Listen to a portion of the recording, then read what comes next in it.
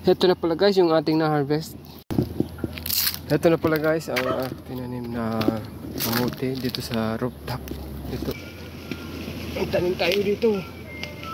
Tingnan natin kung nagkalaman din. Sako.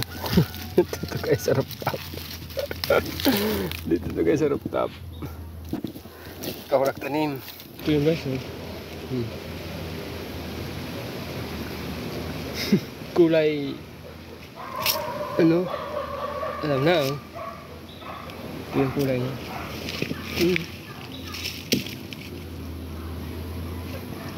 Ubi, kulay ubi. Tumubo na yung laman. Ano na kaya siya guys? Ang lingko. Ito guys oh. Meron pa oh.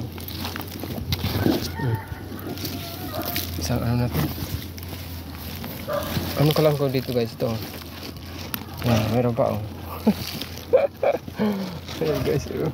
Meron pa.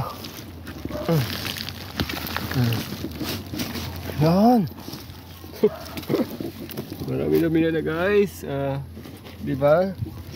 At least masyado malaki. Okay lang. At least meron siyang laman.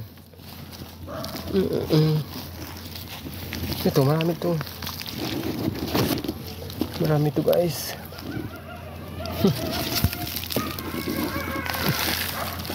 Ito guys medyo maganda to guys. Medyo malaki.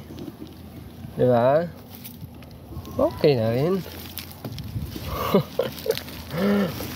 Talagang ano tawag na pag may tinanim may anihin. Ito yan guys OB.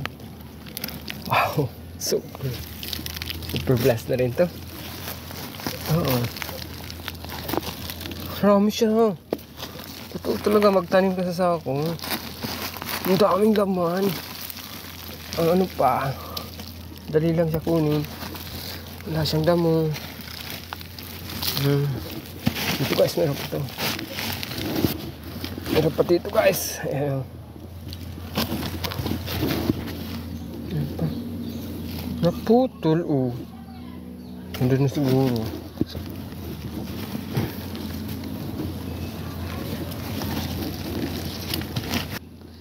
Ito na pala guys yung ating na-harvest sa ating tanim na kamuti dito sa rooftop ng bahay ni na mama. Ito ang kulay niya.